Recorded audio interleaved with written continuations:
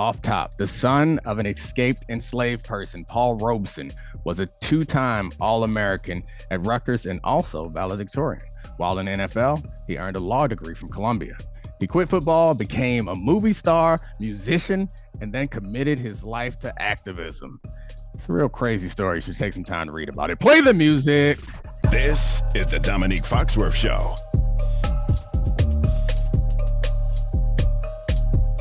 What up, Charlie? Just feeling very unaccomplished right now. Yeah, like I couldn't fit in all the impressive things from his dalliances in politics and everything, but he's a civil rights activist, a workers' rights activist, moved to Europe where he became a star there. But anyway, we'll get back to that at some later point, or I'll send you a book or something. But where I wanted to start was with Ja Morant. And it's not about the incidents, any of the incidents in particular. It's just much, I don't know, it's a bigger picture thought, I guess, that I've been working with and juggling with when it comes to Ja Morant. And it's just like about maturation and growing up. And I think we often think of people as being adults after they're 18 or 21 or 25 or like, I don't think that's how it works. I guess there's no law that you have to stop. I guess you do. We all like stop maturing physically at a certain age, around 16 to 20 or so, but you never really stop growing up, I think, or you shouldn't at least. I feel like one of the worst things about getting older and also the best thing about getting older is looking back at how stupid you were or all the stupid things you said or did or thought just a couple years ago. And I have that now as I'm coming up on my 40th birthday. I can look back at things that I did when I was 35. And you think like a 35-year-old is a full-grown person and that you are who you are. But I don't know. I don't believe that. And it pertains to Ja because I think we're seeing him do some really immature things and everyone's like, you're a grown-ass man. But at the same time, like I mentioned, I can think of things, nothing as risky or as dangerous as Ja, but I can think of things from just a few years ago that I'm embarrassed by and positions that I took. And like, I don't know. It's just the whole conversation around this is fortunately nothing like irredeemable has happened with Ja Morant. Yeah. So like I think he's lucky in that regard, or we're all lucky in that regard. And there's more than enough people talking about how serious this stuff is.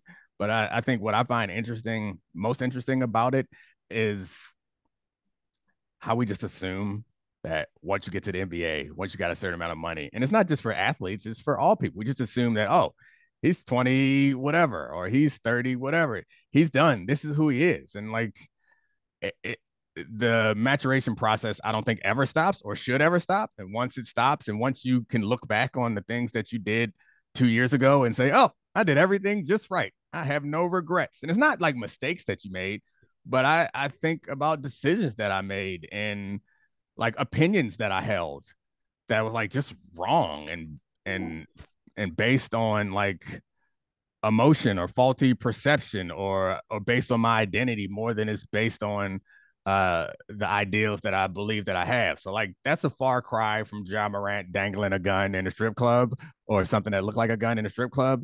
I get it, but I think it's the same thing, just on a bigger scale. And I hope he's headed in the right direction. And the last thing I'll say before I want to hear what you have to say about it is maturation is like the word I think that I landed on, but as I'm talking about it, I think the word is more about wisdom.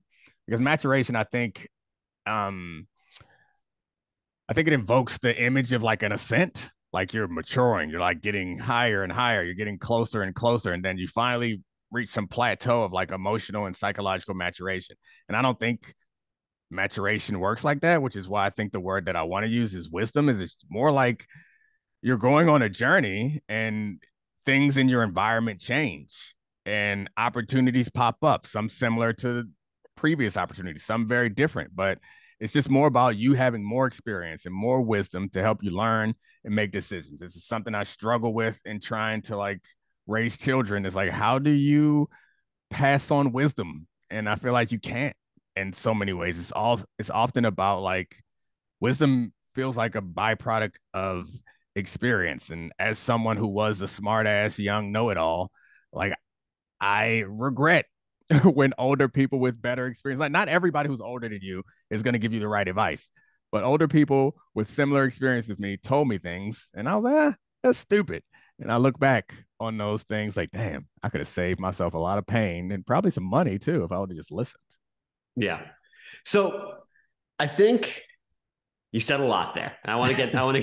No. I want to go through because I think there are two interesting things to me about talking about this. One is talking about the incident itself, and another one is talking about how we've talked about and digested Ja Morant. And I want to say off the top, I don't want to preach. I don't want to scold. If you want to preach, join the bleeping clergy. We're not here for that. We're here to talk about this actual thing. I see it two ways. Like I'm totally with you. None of this is irredeemable. A lot of this is dumb decisions, bad judgment, objectively bad judgment. Going on Instagram Live with a tiny little gun at a strip club after all of the reports that came out is heroically bad judgment and not something that we should just downplay because that can go a whole lot worse than it went. But with that said, I find myself leaning towards the way that you feel on this as well, which is that a lot of this is like, I don't want to say he's a child and infantilize him. He is not a child. He is a 23-year-old. He has a massive Nike deal and they're invested in them getting right. The NBA is invested in him getting right because he is the most beloved player by kids. I imagine if you polled Declan's friends, half of them's favorite player is Ja Morant. So there's actually investment in people caring about him figuring this out. I don't think anything's irredeemable, but I also don't totally want to like let Ja off the hook with the whole boys being boys argument, which of it. And then the second part of this is how we talk about all of this stuff. And I don't know if you found this difficult, but I think it's really hard when people talk about Ja Morant and his friends and the bad judgment. There's a ton of coded language in it. And I think it makes it really hard to talk about and be like, hey, this is really dumb.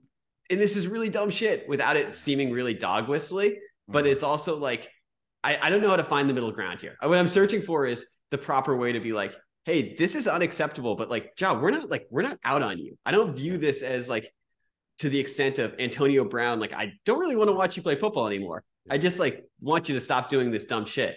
Yeah, the waving the gun or thing that looked like a gun on Instagram was the first time that I got like really concerned because that was like a deliberate decision. It wasn't like it took initiative. Like some of these other decisions were like in the heat of the moment and like you get a call from your mom, you're gonna go protect her and a situation could escalate. At a basketball game at your house, a situation could escalate. And not to say that it should escalate to the point where you're allegedly brandishing a gun or allegedly beating up, or I guess he admitted that he punched him, but beating up a 17-year-old, or pushing a security guard and all that stuff. It should not get to that point, but like those are steps that I could understand. And I've been in situations where I saw things like this happen. What I have not seen is someone who had, or I guess I have not seen this out of someone who didn't have much bigger issues where they have a track record and all the attention is on them for their behavior. And then they go out of their way to do something that is like going to make it worse and is either mocking to everyone else or just flat out dumb. And that was the first time, because prior to this, you remember, like we talked about it on Debatable. I would just kind of say like, yeah, all this stuff sucks. All this stuff is stupid, but I can't wait for next season where at the beginning of the season, when they write this expose about how, or not expose, they write a profile about how Ja has grown up in the off season and we all put this behind us, because that felt like the path that we were on until I saw the Instagram live video. And then it had me asking like, is he something different than what I thought he was? I thought he was like a young man being dumb and, or not being dumb, a young man getting caught up in emotions and going a little too far. And we had celebrated that. We Yeah. had celebrated. We were like, this guy's brash. He's different. He is exactly what we need. Do you remember last year against the Warriors? He was, I mean this in the best way. He was an awesome sports asshole in that series. And we celebrated that. And then it was like, to me, that was like the line he was towing was brash to maybe being like a fun asshole. Not this. Right. Yeah. And so that is concerning. I don't know the answer to that because I don't know him personally. And that's what is really, so like you have different discomforts around talking about this. My discomfort around talking about this is mostly about after the IG Live incident. I'm like, what are we talking about here? Because prior to that, we're talking about a young man who's not yet fully mature. And now we're talking about there's a lot there maybe too. Something worse. And there's a lot, and I'm glad you brought that up because that actually goes directly into Ja's statement after the Grizzlies said he was going to step away from the team. An interestingly worded statement from the Grizzlies and Nike's statement where they talked about his stress management and his mental health and him needing to figure out how to handle stress. And I view that as handle his entire, life of being this version of Ja Morant. And it's the thing you brought up about priors is really interesting. It's a ding, ding, ding point because there was no slow descent into this. This all came together really quickly where it went from lovable, brash Ja Morant to what the hell is going on. And I actually think it makes it really hard to talk about in certain ways because it's hard to flip the switch and talk about someone having mental health problems that we don't understand when it's a slower descent to it, when we see it coming. But this coming so like rapidly, this is really 3 weeks in my opinion. Is 3 weeks from when the story of the laser beam picked up to now. There's not time for me to emotionally switch and view Ja through that lens where I've built up empathy for other people in that point, and not giving him the benefit of the doubt there also feels shitty. But then just wiping it all off on something that is something we don't understand. We don't know how to talk about mental health. We can't talk about this story. It's really hard to find the middle ground of like appropriately upset, appropriately empathetic, appropriate discomfort, where the line on this is. Yeah, I think one of the things that, to speak to myself, one of the things that I've like to think I've matured into, and one of the things I regret when I look back at who I was just a couple years ago was I like to think that I more take into account what's being said about a situation, especially when they're important situations. I take into account what's being said, and I allow that to influence the commentary that I offer. And let me explain. So, like, I don't feel like there's any more need for Ja Morant grandstanding.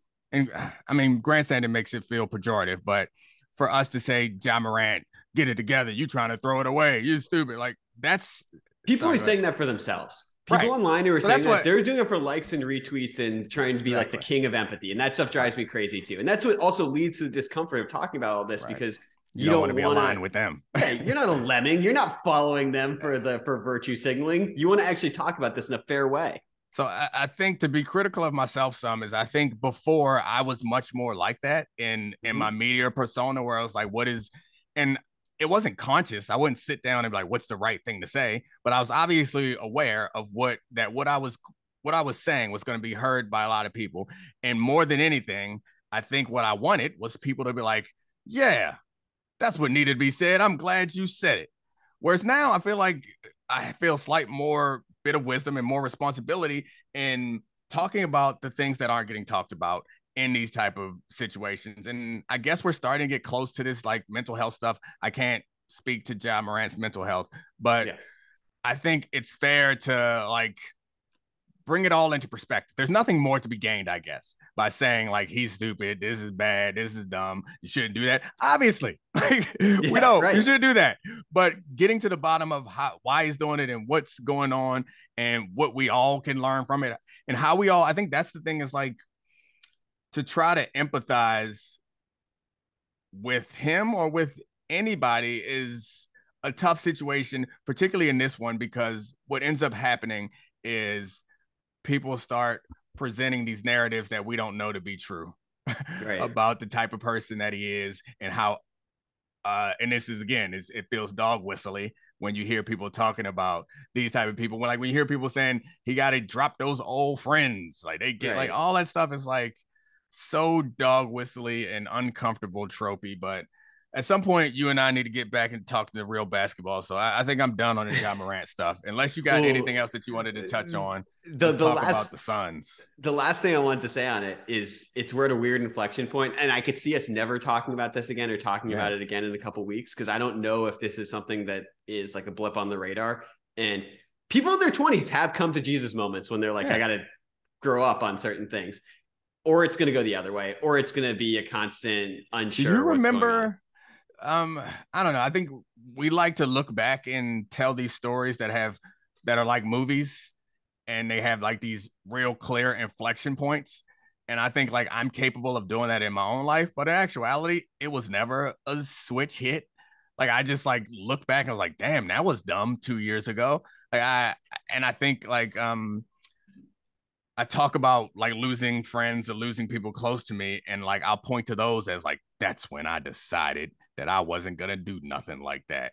When no, it wasn't like that. But I guess maybe the question I was asking you is, or I guess anybody who's listening, I'd be interested to hear if they do have moments like that, because it seems so hard to me. Everybody wants Ja to be like, oh, but yesterday you were Ja Morant, everyone's favorite basketball player, and now today you're in trouble. So tomorrow you should wake up and no longer be the person you were yesterday.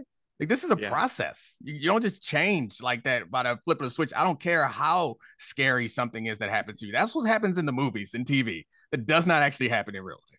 I think I have a career inflection point where that happened to me. And I was actually Ja Morant's age. I was 23. I had been working my first job as an investigative consultant for a small company, and I hated the job. I wanted to work in sports. I'd applied to a dozen jobs and couldn't get one.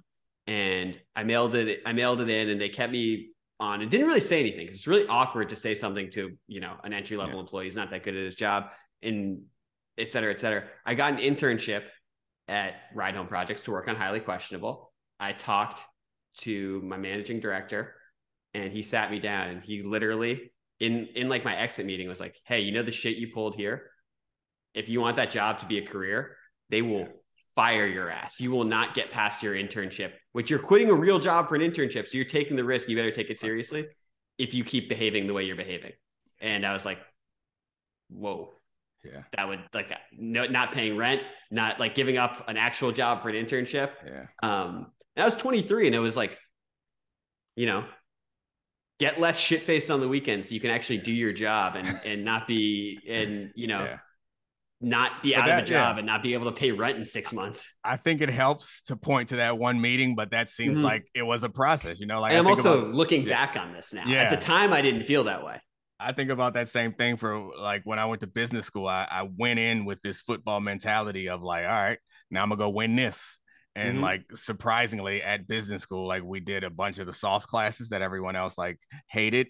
It ended up sticking with me. And where it was like, I don't actually like, how will you measure all of your life and happiness? Is it going to be about like how much more money? Cause like I did a venture capital and internship between semesters, and it was like, yeah, we're going to try to get hundreds out here. And then I was like, this shit fucking sucks. Yeah. Like this does not make me happy. And then whatever. Long story short, actually, nope, story over. Let's talk about happier things. Kevin Durant, my man, out here cooking. They can't lose with them. Go ahead and start making the rings. I'm a Phoenix Suns fan now, by the way, just in case you were wondering. So me and Domonique, for the listeners, have long disagreed about Kevin Durant. Like I view Steph Curry as one of like the, a greater basketball player than Kevin Durant, and it's muddied our conversations about the Warriors. Yes. I can admit. I'm right. Irrelevant. Erroneous, irrelevant. Those are the best basketball teams I've ever seen. Kevin Durant will never play in a better basketball team than that. But this Phoenix Suns team is a better fit for Kevin Durant. They're more fun to watch on offense. Can I give you a stat? Can I stat you down for a second? Please do. Stat me down. So obviously they beat the Mavs. Durant hit the 14-foot fall away that's completely unstoppable because the game is easier for him than it is for anyone else on offense in this era. But I was like, okay, I want to look at some of the lineup details because like it seems like this starting lineup is killing people. When Durant, Booker, Chris Paul and Ayton are on the floor. It's been 3 games. They've only had 124 possessions together. They're beating teams by 38.7 points per 100 possessions when they're on the floor together. And it doesn't look like my turn, your turn, my turn, your turn. Like, it's an amazing amount of pick and rolls. The ball is moving. Everyone is doing what they are best at. I am stunned that it took 3 games for it to look like this. And it's like Chris Paul doesn't even like feel like he's doing anything. You know, like they don't even really utilize Chris Paul. Maybe that's going to bode well for him to be rested in the postseason, or maybe it means that they don't actually need him. I don't know. But a couple of things that stood out in the Mavs game to me is A, how much easier life has gotten for Devin Booker. B, this team had an all NBA player on it, and he's not as good as Kevin Durant. Yeah. Which is Devin Booker. And like Devin Booker's assist numbers were up in this last game, but the passing that just like kind of grabbed my attention was Kevin Durant. And you know how much I appreciate Kevin Durant. And most people do a good job of appreciating how great all-around basketball player he is. But I think the assists that he got in this game, was only 2 of them. Both were to big men, one to Ayton and one to what's the big white dude off the bench name? Landale, one to Landale. It was just like a complete understanding of the game. As you can see, he did like a jump and then wraparound pass to Landale. And it was like he had decided 3 steps ago that he was going to do that pass. When you rewatch it and you know what's going to happen, you can watch Kevin Durant's brain work. And he also is on cruise control. This man hit a game winner, and you couldn't tell by his reaction. He is coasting on offense and defense. Wait till we get in the finals, or wait till we get in the playoffs. It's going to be something special. Well, and to me that they're going to run a lot of pick and roll, like a disgusting amount of pick and roll, because they have 3 guys that can do it as well as anyone. And what we're seeing now, if you show 2 bodies for Devin Booker on that, he's going to get 10 assists. If you show 2 bodies to Kevin Durant, he's going to make the right play every single time. It's not going to be 10 assists like Booker, because he's not. He's a right play passer, not an additive passer, which is totally fine for someone who's 7 foot and can score from any spot in the floor. But it is so easy for them. And I can't remember. I think it was the first game that Chris Paul was like 1 for 8 from the field, but ended up with 10 assists. That's been his dream. That has been Chris Paul's dream for that. And we got the full Chris Paul experience, pointing out that when the Mavs only had 4 players on the floor, ratting them out to the refs. We got Devin Booker and Chris Paul puffing out their chests because they have the big bully behind them. Yeah. Like, if you thought that Suns team was unlikable last year when they were winners, when they were the winners work team, they're going to be 20 times worse this year. Having Kevin Durant, that is your big brother, it makes it a lot easier to walk around with your chest out. But I mean, in defense of Devin Booker, he wasn't even talking trash this time. Like, it was like to me, it just seemed like Luka was just being sensitive. Like, Devin Booker was pointing out that it was a charge, and he was pointing to the circle, right? And Luka went nose to nose with him, like, because you missed the layup. It didn't seem like Devin was like picking with Luka. He was complaining all game too. But yeah, that's Luka. No, Luka's incredibly whiny. Honestly, him and Devin Booker are sort of like the Spider-Man meme with that, because they both whine all the time, and they also both talk a tremendous amount of shit and then be offended. Like, Booker called it, I think, an indirect taunt, saying he was trying to taunt Luka by talking to the ref. Yeah, that's a good taunt. One other Durant thing. In this, you know how I feel about Jokic, but Durant has the highest true shooting percentage ever of someone who's scoring at least 25 points per game. That's 68.1%. And that's like Jokic is at 70.3. And like, they do it in different ways. But to put this in perspective, like, Durant came off another knee injury. It is just completely fine. He's been a top 5 player in the NBA again, and it continues to stun me. Like, I'm not saying anything revelatory there. It's just ridiculous. He just gets to that same spot when he needs to, and then elevates or fades, uses the glass sometimes, doesn't other times, and catch and shoot from deep. The Chris Paul threes, the 2 threes that he hit, they refused to guard him. Yeah. Like they refuse to guard Chris Paul because they're like, the worst thing that could happen right now is, or the best thing for us right now is give Chris Paul a wide open three. Mm-hmm. And he hit a couple of them, missed some other ones. But yeah, and you saw Ish Wainwright out of nowhere. It couldn't miss. Like, if those guys play well, like, I don't know that Ish Wainwright is going to get any minutes in like meaningful playoff games, but he might need to. If he can hit shots like that. Craig was cold as ice, but it didn't matter because this team just, it's incredible. And we got like the thing that's wild is the Mavericks made more threes. Right. They had more free throws. They had more points in transition, and they shot 50, 40, 92 from the field. Oh. Phoenix won the game. Someone tweeted the exact stats, and apologies, I don't have the exact sourcing for that, who pointed all of this out, but that's the best game. And I know Luka was 1 for 9 from 3, but in totality, that's what you're going to expect from an offensive eruption for the Mavericks, and to have them lose that way, I think is really interesting. And it brings to something that I was wondering, is this like pushing the limits of like how throwing like what team chemistry versus just throwing good players can be? Because if they win a title after having played like 20 regular season games together, that is a wild chemistry experiment compared to the Nuggets and the Warriors, who have like grown these teams playing together for years. And the Celtics and Bucks.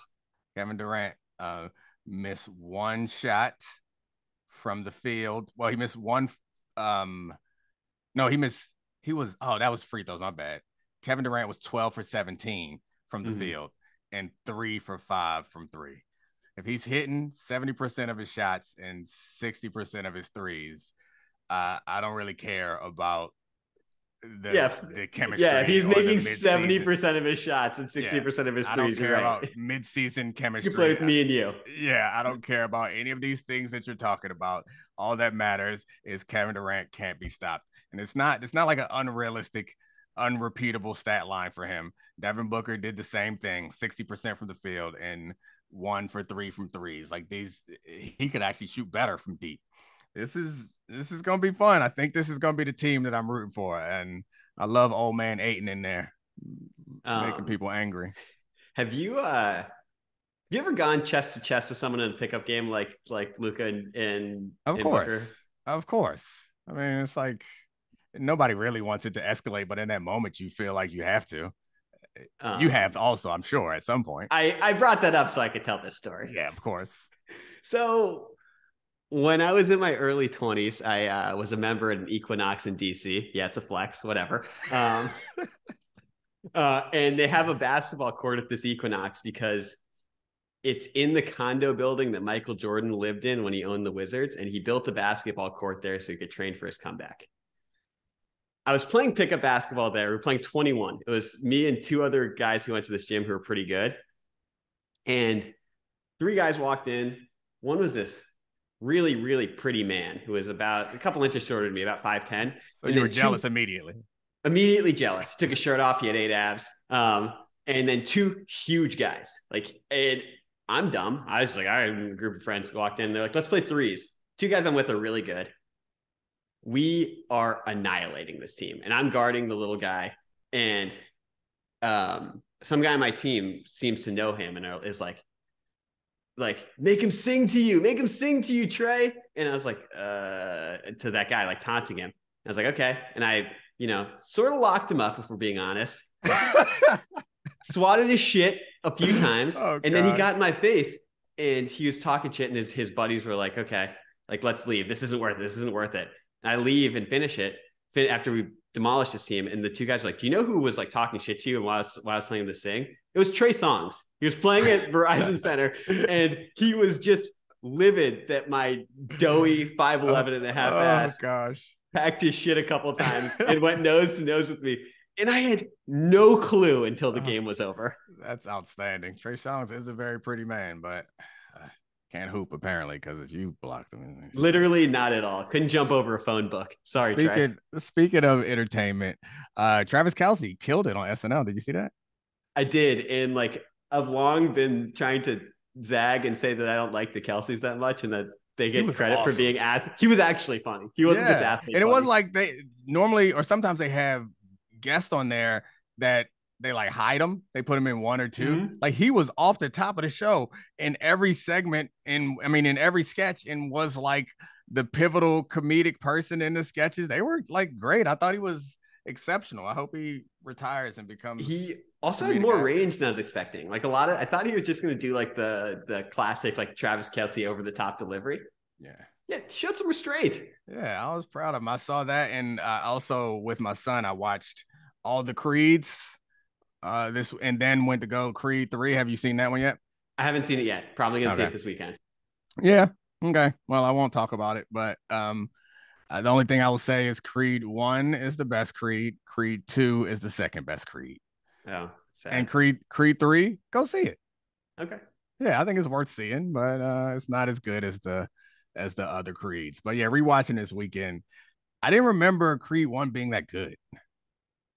It's actually really a good movie, which it's done. Like Ryan Coogler is an incredible director. I should have known. It's a really good movie. Michael B. Jordan is not the best actor, but like he's a good movie star. And I got a Michael B. Jordan story. It's not really much of a story. We sat next to each other in first class to the NBA All-Star game when I was working at the NBPA, and we hung out that weekend. We were buds for a weekend. Then we never talked again. Seems like he's just a really nice guy. Cool guy. Seems like it. Great jaw structure. Mm-hmm. Apparently, he has some enhancements. That's what the people say. Oh, interesting. Yeah. He's in the universally liked and the universally handsome group. I don't think anyone doesn't think that Michael B. Jordan is cool and handsome. Yeah, well, you're not deep enough in Black Twitter, or like there was a stretch there where Black women really didn't like Michael B. Jordan because of his relationship choices. I was about to say, is this post or during Lori Harvey? No, this was pre-Lori Harvey. People believe that Lori Harvey was a response to Michael B. Jordan not ever really being with Black women. So then Lori Harvey shows up, and anyway, Killmonger, greatest villain in the history of cinema. All right. Anything else? Shut it down. Shut it down. Roses and Thorns. He's so good. How has Domonique been lately? Bad or good? Let's find out. This is Roses and Thorns. Roses and Thorns. It's here. Welcome, my lovely wife, Ashley Foxworth. Hey, bud. Hey, honey. Hey. Like it's. I mean, obviously, I know my name's Ashley Foxworth. I sign it that way all the time. I don't accidentally sign my maiden name, but every time I'm like, wow. The way, we chose to go about, like, I know you don't have to take your husband's last name, but sometimes when I hear you say my name, I'm like, my name really is something different than it was for the first 20-some years of my life. I like it. I like being married to you, but it is so crazy when you think about it. I like to think of myself as fairly progressive. And if you didn't want to take my last name, I think I'd have been fine with it. I wouldn't. But you were like, okay, let's go to the DMV. You need a new license. I was like, you're right, I do. I would not. Yeah, I think if I'm being completely honest, like I do appreciate it. I think I would feel weird about it. There was one of my classmates, a woman in business school, who merged last names with her husband. And that's something I wouldn't do. Like, if you want to keep your last name, keep your last name. We're not going to mash them up. And we're not I'm not taking your last name. And maybe that makes me sexist and ultra just conservative. might. But it's just, I do think though, and again, this is probably just socialization, but having a whole family with the same last name is kind of nice. If you wanted to keep your last name, then what do we give the last name to the kids? This is a problem that I'm sure many people, they hyphenate them or something. People have figured this out, and it's not that big a deal. We could have just been the Manworths or the Foxings. My maiden name is Manning, and we all would have had that same last name. Yeah, I might have gone with Manworth. Manworth, that's gross and weird. Well, I'm glad we went with. I know, that's why I didn't even think about not changing my name, because I had been teaching, for prior to us getting married, and I would just be so confused at conferences. And obviously there are lots of different reasons why children or why guardians even might have the different last name than their kids. But I'd be like, you know what? I want my teachers to easily say, this email coming from Ashley Foxworth is related to her daughter, Avery Foxworth, or her son, Declan Foxworth, which is a silly reason. Actually, I know someone, how about this? I know someone recently who had the most beautiful baby, and the last name, it's hyphenated. and the woman's name comes last. So ultimately, if a name gets dropped, like oftentimes the woman's name goes first. And actually, it may not even be hyphenated. It might be like the man's name is in the middle. Like for our son, his middle name is my maiden name. His middle name is Manning. But it might be like that situation, and her name is last. I was like, you go, girl. Strategic of her. How about that? Right, so I don't know if you have roses and thorns. You want to get to those, but I have my own. But okay, anyway, go ahead. I have some. Oh, no. I mean, I don't have my rose for you is you're always amazing. And I think I talked about this a little bit last week about how you are like coming into a family matriarch role. It's very early. Like, call me time. Big Mama. Yeah, that's the one thing that I knew you're not gonna like about it is because like I feel like that, and I thought to say that last week and I couldn't even bear to get it out. I was also thinking that like I'm the perfect stereotypical like curmudgeonly old man. Like I can envision myself 20 years from now hanging out in the basement. Yeah, sitting in my recliner in the basement. Not wanting to talk to nobody because it's kind of what I do now. But those are all roses. The thorn, it's not a thorn about you as much as it's a thorn about being an adult and having responsibilities all the time and home ownership. We got mysterious sounds in our house every morning, and I don't know where they're coming from. I can't figure them out. It sounds like someone's drilling a hole in our wall. And as soon as I get up, it's every morning before 7 a.m. Yeah, it stops, and it's. I've heard it once in the afternoon. I can't figure it out. I've never heard in the afternoon. Yeah, I thought it was coming from outside the house, but I think it's like an appliance or something. I don't know. That is about to explode, and I'm a little bit concerned about it if that's the case. Well, like this is not a safe house, situation, which is where all the dangerous appliances are. Yeah, so the kids are the safe. Water heater, the gas stove. No, it's awful. And I texted my neighbor. Like during the week, honestly, it's like it hits right when we should be waking up anyway, like 6:40 or something. On the weekend, and we had a long weekend this week because our kids' school was closed closed Friday. So on the weekend, when you're like wanting to sleep in, it is so effing annoying. And so it really sounds like someone's like drilling a hole with like a jackhammer and cement outside. And so I text. How am I supposed to say texted in past tense? You used to get on me about this. Yeah, that's what I say, but you used to make fun of the way I said it. I was wrong because it just sounded weird to me. Yeah, I texted our neighbor and was like, hey, Ann, like, are you hearing this too? Like I was short, was outside. Domonique was like, well, what if it could be coming from the inside? And I was like, there's no way. Nope, it's outside. And she's like, wow, that sounds so annoying. No. And I was like, shoot, my husband's right. It's inside. It's awful. Yes, I do agree with that. We've like rented in the past in other cities where we knew we would stay temporarily. And, you know, we're so blessed to be able to buy a home in the city that we want to live in. But renting was real nice. Yeah, it's nice until, well, I remember when we lived in New York, the super was taking too long to come fix our washer. That's annoying too. But then I just try to fix it myself, which is also annoying. But I don't know. We're going to figure this out. We get to the bottom of what's rattling in our house and shaking the foundation every morning. We'll either get to the bottom of it or this is the last episode of Roses of Thorns. Next week, you guys can run a memorial when our house explodes. That's really not funny. I thought it was hilarious. Somebody's laughing. There's one person with a dark sense of humor right now who's getting a chuckle. And it's like right where I'm sitting too. Where I'm sitting right now is the dining room. It's underneath of our bedroom. Like it could happen any second, guys. Tell my kids I love them. And tell good luck to whoever's going to raise them. I know who it is in the will. What do you mean whoever's going to raise them? I'm going to raise them. Well, we're both in the house. You're right under me, but we could all go out. Okay. Yeah. They'll be all right. They'll raise themselves. Yeah, right. That is related to my thorn though, which I'll share now. My thorn is just generally that parenting is hard. And not hard in like the day-to-day. It's not like, oh, we got to wake up at this time. Like, and that's a lot, right? Like I told you, my kids' sports schedule, Mondays used to be our hell day.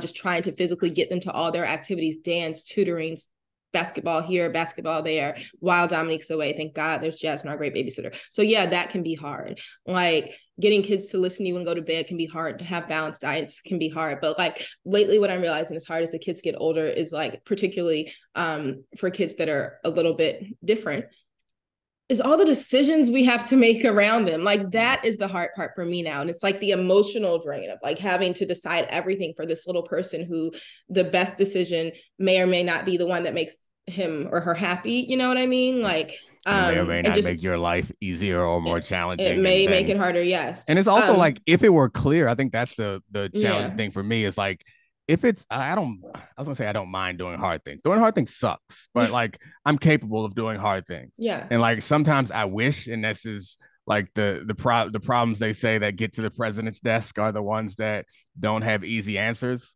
I wish that they were just like, hey, you gotta build this wall. That's a bad analogy on politics. Yeah. I mean, he won't take a woman's last name now. He's trying to build a wall, guys.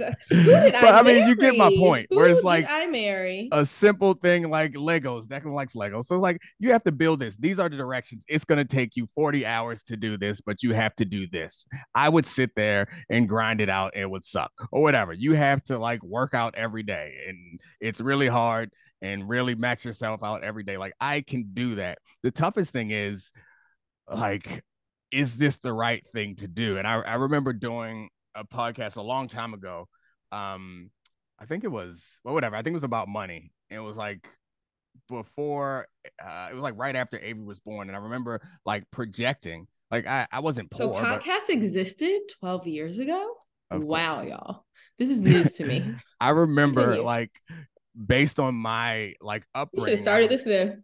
We can have people listening now. We weren't poor, obviously, but like I remember growing up and thinking like the financial challenges were like the biggest challenge is figuring out and understanding like education is based on how much money you have, and like opportunities based on how much money you have, and like stress and amount of time you can devote to your kids is based on how much money you have. And I remember around the time Avery was being born, I remember like saying on this podcast, essentially like a lot of because I made money playing football, like a lot of the most difficult things about being a parent are taken care of. I was wrong, as so wrong. Like it does make things a little easier, obviously, but when it comes down to it, it's the pressure. I had this conversation actually with Declan this weekend because we were talking about Ja Morant, and I was explaining to him how Ja Morant's gotten in some trouble, and I told him and Avery the story about Darren, my teammate in Denver who got killed, and I was just saying that like being a parent is the most stressful and like unnerving thing. And Declan thought it was the dumbest thing I could have said. So I tried to explain to him. It was like, can you imagine the thing that you care about most in the world? You have no control over it. Like you leave this house every day and I can't control how you behave. I can't control what happens to you. I can't control what you do. And the only thing I want, or the thing I want above all else, is like for you to be happy and successful and fine. And I think he grasped it and then he threw it out of his head and yelled at me about something. I know. Like all the corny sayings, like your heart beating outside your chest, like that to me sounded so dumb. Probably until I had a child, like, right. Cause it's like, that is like, and I can't protect it in that space. And you know me, we all know he likes to claim I have anxiety. So like, that's like, it's stressful, the safety part, but right now my concerns aren't even, they probably should be, but around safety, but it's like, just like making good decisions to have like, for me, successful. Okay, we'll deal with that down the line. Healthy, like that's something I feel like the physical health part, like I stay on top of their health. I feed them well. We're lucky that they haven't had significant like physical ailments, which I do think about and worry about, of course. But like the happiness is like my thing that I'm trying for right now. And that saying like you're only as happy as like your least happy child, I don't think I understood what that meant until like a year ago when we started to have like some mental health challenges presenting in our family. And that was like, but we make decisions, and I'm grateful that you are the person I get to make the decisions with. This podcast about to get a little too real. I know. We don't know these people that well. Hard. We don't know these people that well. But the point, even when you're giddy and smiley. The thing that I try to remind myself that makes me feel a little better when things get tough, about family stuff and about making decisions. And it's easier to give this advice when I have like my cousin or somebody come to ask me for advice. It's always a tough decision. Like, should I move here? Should I take this job? Should I do this? Should I do that? And my advice normally is like, it's going to be all right. Like, pick what you feel good about and like do the best you can at it. Honestly, like most of the time, the decisions that you feel like are so huge and impactful are not as impactful as the things that you don't have control over. So like we can just do the best that we can. And then look back and try to pretend like our decisions are the reason for the success, or like get sad because our decisions are the reason. And to your point, like success is an interesting word because I think we define success differently for different people in different situations. Because at this point, like success for somebody, the bar could look low relative to someone else. So making those that's the thing. decisions. I don't even think it does. Like, I guess I'm thinking of short. I don't think so. I think that bar is like ridiculously high, which is the scary part. So that's why sometimes I do think it's decisions we're making now that really could impact it down the line. But I think for me right now, I don't think of success as a long-term thing. I think of it in looking at it for this particular child as a short-term thing. And like, so much of it has to do with like happiness and just like general, like, social functioning, that like, because for that person, like that happiness is part of like the social stuff is so important to the happiness. I think the breadth of possibilities is so much bigger. And it's like the ceiling is so much higher, and like the potential for the floor is lower, I think, than I would have anticipated before I had children. And like I mentioned, the ceiling is as high as you can imagine. So figuring out how to make that work. But I think the tough thing about all this stuff is the decisions that we have control over. Like, it's gonna come down to who, hypothetically speaking, any person is, and when they, at what rate they mature. Like, we're recording this before we record the stuff that everyone's already heard, but this is a part of what I wanted to talk about, and hopefully I get to in the earlier podcast. It's just, how do you get someone to learn, and how do you not learn like their ABCs, but I think the word is probably more mature. It's like, how do you get someone to mature and see the world? I think this is the hardest thing. Is like, you're trying to get someone to see the world the way that everyone else sees the world. And it's not to discredit the way that they see the world, but it's also understanding that you can't change the world.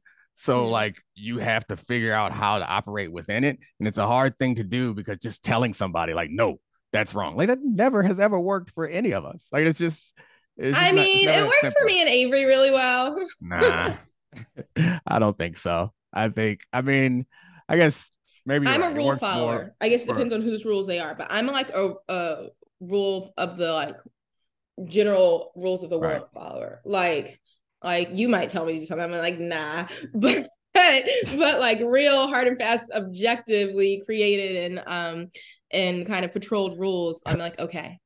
At least I don't want to get caught breaking them. I had a moment that reminded me of you last week when I was driving back home from dropping the kids off at school. As I was driving through one of the neighborhoods that were Go ahead. Never mind. One of the neighborhoods that's like really close to our neighborhood, so we're all almost home. And I know you've gotten into it, not gotten into it, but like gotten annoyed with neighbors before. Oh, let me tell you, because they like are trying to tell you to slow down. But I'm not going very fast. Right. And they try to tell you slow down. And I think, I don't want to speak for you, but I think you said things like this is like part of it is them like it's feeling like they feel like this is their neighborhood, and like they can tell you what to do, in part because of age and race and all these other things. But anyway, I'm coming home and I come around the corner. I'm not flying, but I'm going faster than the speed limit. The speed limit is like 25. I'm probably doing 35, but like we all do 35 and 25. Chill out. You're a great rule follower. Lawbreaker. But anyway, she's walking her dog in the street, and so who's more wrong? Yeah, I don't come close to hitting her, but she like JK. Oh, I think you were somewhere wrong. Yeah, no, I turn and like I see her. Brakes is 10 feet, is not even close, but I slam on the brakes and I like wave to apologize. And is it somebody we know?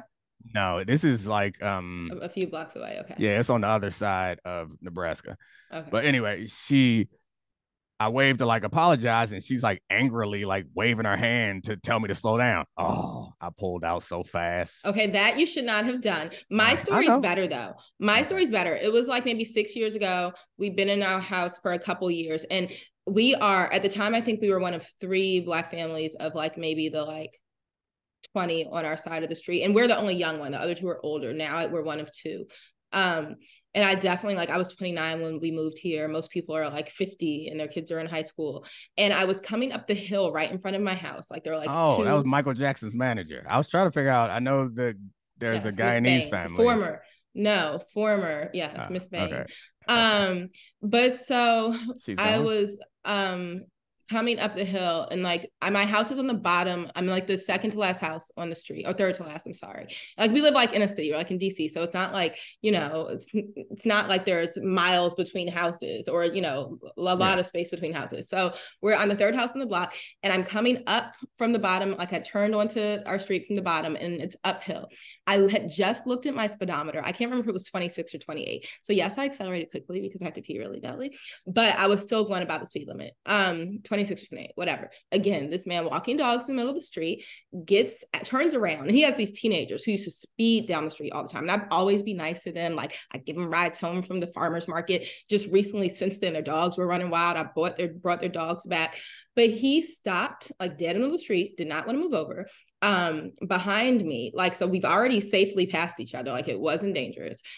To yell at me, like at the top of his lungs, don't you dare drive on this street that fast. I had to pee so bad, y'all. And my little kids, the older two now, they were on the back seat. I think I wasn't even pregnant with Emerson yet. I closed the door. So it was probably like 7 years ago, in the middle of the street, put the car in park, and got out and was like, excuse me. Because my thing is, and I was like, you don't need to speak to me like that. You sound extremely disrespectful. I was going 26. I think it might've been 26, but maybe it was 28, but I probably said 26. I was going 26 miles per hour. I would not speed in my own neighborhood. Like this, in this case, I had my kids with me. I mean, I wouldn't drive like recklessly in my own neighborhood. Like my kids, my neighbor's kid. I'm not trying to hit my neighbor's kid and then like live with that for the rest of my life and have to move. Like, no, like I was not, I'd be really bad for a lot of reasons. Okay. I wasn't being reckless. Like I had to pee so bad. So admittedly, I don't normally go 26 right there, but I had to pee really bad. But I knew I had just seen the number 26. And I'm like, the thing that pissed me off is like one, and I told him, I was like, you really need to talk to your children about how they come down the street. Actually, if you want to talk to me, you don't talk to them like this, or at least they don't listen. So why the hell you think I'm about to your brood ass? I don't know. But then also like, if it were, you know, one of his neighbors who are like famous this or famous that, or older this white guy, or the guy who owns this company, I bet you he would never, when they drive up and down in their sports cars, not always going slow, maybe he would say, hey buddy, would you please drive a little slower? But he wouldn't have yelled in that tone that he took with me. And so I had to let him know. And my kids, when I got back in the car, were like, Mom, is that our neighbor? You talk to him like that? I'm like, and you heard how he talked to me? I was like, people don't talk to you like that. So anyway, that was a little bit different. The lady just waved at me and I didn't like it, and I peeled out. And then you sped off. I wouldn't have done it. And then all I did was turn into our driveway. I was like, kids, now hurry up and get out because I have to pee. And I'd be like, wait. I'd be like, let me see that man again.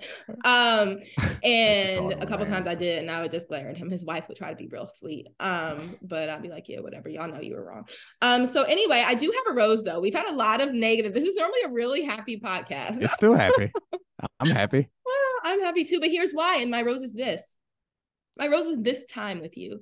Like, I appreciate it. Again, you can fire me from this anytime. Like, I'm not gonna be mad. We can just carve out this time, but it's forced us to like intentionally carve out time during the day where we can chat. And it's not, I mean, a lot of times actually today, it did end up being about our kids or about parenting generally, but it's not always about our kids, where I feel like sometimes, particularly right now, where like my thorn is like having to make decisions, and that weighs on my mind, and like what's best to do for my kids. And I'm so grateful because we have so many choices, right? Like, and that's part of the problem. Like, we're lucky to have these choices, but it gives you choices. And so, and to have access to all these resources, but then it's like, well, which resource is the one that's going to be the most beneficial for my kid? But the rose is this time that we have.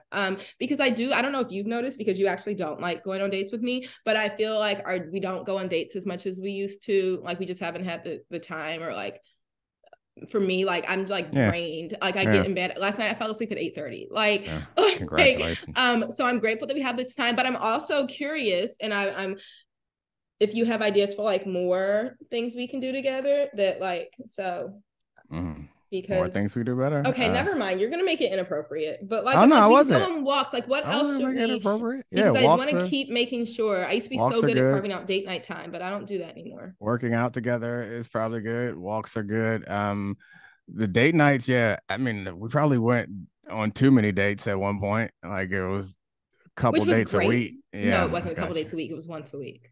Yeah, it's a lot of dates, but anyway, which is a lot.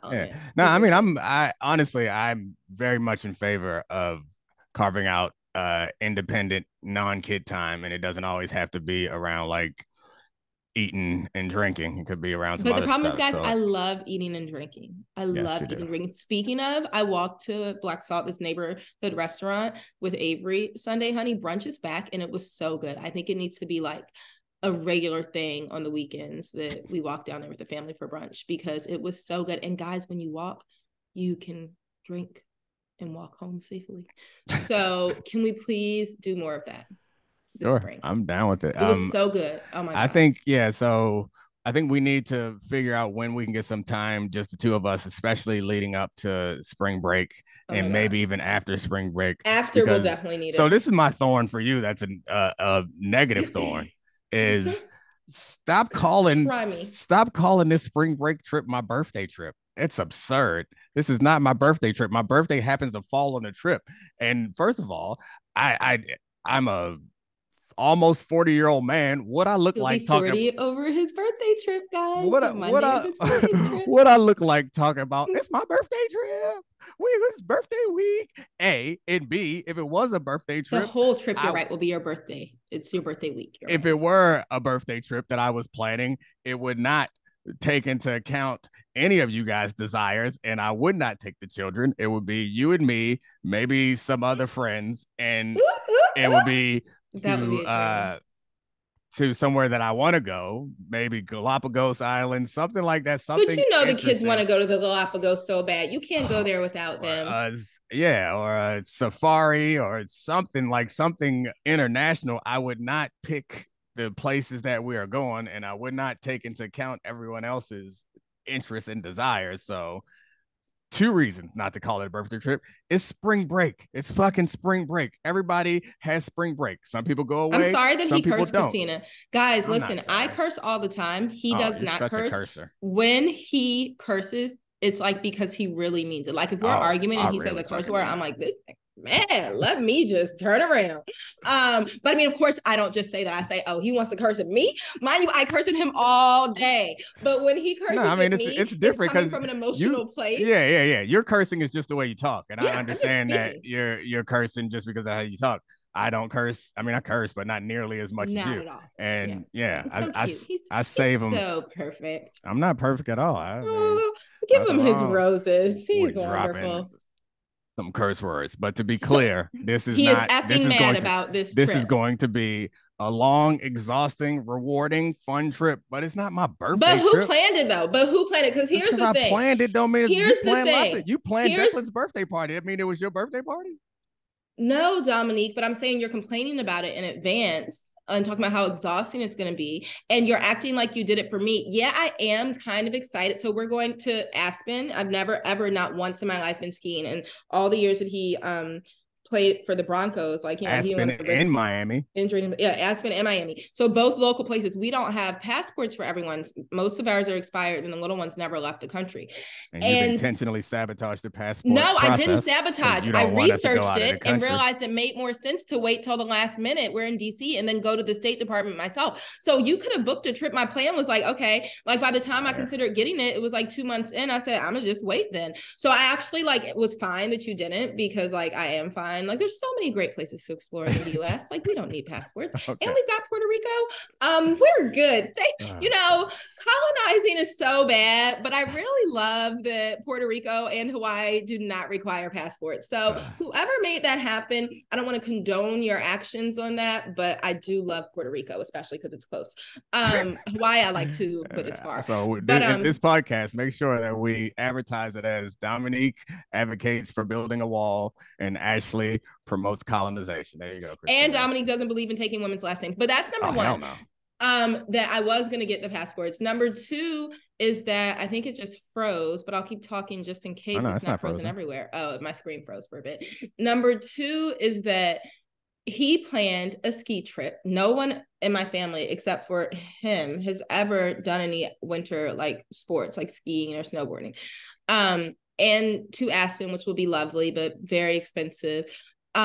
I'm not going to show up not looking like Ski Chalet Barbie. So a lot of pink ski suits have been ordered. They're not cheap. Like, I mean, they get ordered. I have a huge bag of ski stuff to send back. Like actually today, I literally had to write it on my to-do list. Who've been following this for a while know that you love a theme. That I'm going to go look and like that was Barbie. one of the things that had me hesitant was like, this trip is going to be really expensive. And I know it's going to get even more expensive because I know that you are going to have a fit for the day and all the kids are going to be matching and everyone's going to, I mean, not matching. Matching's the wrong word, but it's all going to coordinate well together, and it's just going to be so expensive. I actually let that go a little bit. Other than so much of the stuff is from the same place, so it just all goes. But I was like, no, this is. I remember in part because it might lead to a fight, because I remember a couple of vacations ago, some people didn't want to wear the right clothes on the right day. Stop saying some people. We know who the people was. It was a person. One young man was like, nah, I don't want to wear that today. It just clashing with the whole crew. I on the other hand am a man who gave up fighting a long time ago. You laid out my clothes, it looked good. All right, I'm gonna put that shit on. We gonna look like a cute little family. But anyway, it never matches, but it subtly coordinates. Yeah. It's a cool look. I ordered a lot of stuff. So much needs to go back. It'll be great. The first thing I ordered actually was a new suitcase. So I was like, this is a lot. When I started thinking about all the stuff, I was like, this is a lot of stuff to pack, especially because we're going from there to warm weather afterwards. So the packing will be interesting, but I just think that yes, maybe it's not a birthday trip in the sense that it's not fun, but because the trip was over his birthday, and I know he kind of like, if it were up to me, we would have been in Puerto Rico, y'all. We would have been chilling by the beach. We would have done some water sports, maybe visited the jungle or rainforest, whatever they got there, and it would have been great, and that would have been it. But he would have found that boring and annoying because it would have been like our third recent trip to Puerto Rico.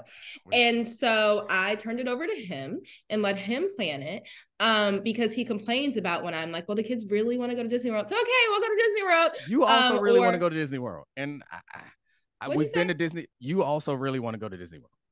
I'm a little over it, but it makes them happy. But anyway, my point is you chose the location.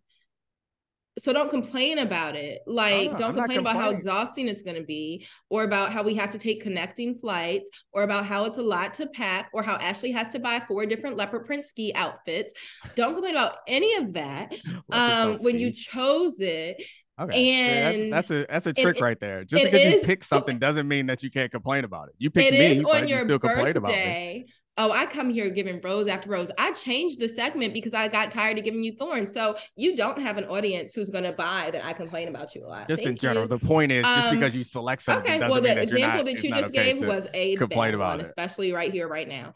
So I'm just saying, like, yeah, complained about my example, so you picked me and my example. But we're going to be away, but that's not about you. We're going to be away on his 40th birthday. It happens to fall. His 40th birthday is the Monday of our kids' spring break. And I feel like it's their spring break. Like, we're not people who just pick up and travel on the weekends. So since they have the week off, and like we are able to flexible enough to travel some, we should travel then together as a family since they're off school, instead of being like, here, grandparents, we're going to the Galapagos, me and Domonique, for our spring break and leaving. So yes, it is not your birthday trip, but it is your birthday and it falls during this trip. And I'm looking for a dinner reservation for the adults that will be on the trip so that I can wear probably a sequins dress for your birthday dinner. So it is your birthday during the trip. It is all about celebrating your birthday. You chose the trip. Don't complain to me about nothing, including the sequins dress that I'm going to have to buy to celebrate your birthday and all the ski outfits that I'll need to wear. Just please don't call it my birthday trip or birthday week. Like, even if it were my birthday trip or birthday week, that's just not terminology that I feel comfortable using for celebrating. I have a birthday. I don't want to celebrate that, but we will. And I don't know how often I called it his birthday trip, but he's decided to complain that I did call it his birthday trip a lot. A bunch of times because you chose the trip because it's on your birthday. You said it to other people because when I invited your sister, she's like, "Oh, you let me come on your birthday trip?" What? She knows when your birthday is and that we're going on a trip. You came up with that terminology, guys, which means he really wants us to call it his birthday trip. Goodness gracious, I hate this so much. I'm gonna make sure I call the hotel and have them install balloon arches before we get there. You're welcome. I'm gonna go out for some cigarettes while we're there. Better come the F back. So we can keep making all these decisions together that are so fun. Goodness. Sorry, buddy. I love you. Love you too. Bye. Bye. This is the Domonique Foxworth Show.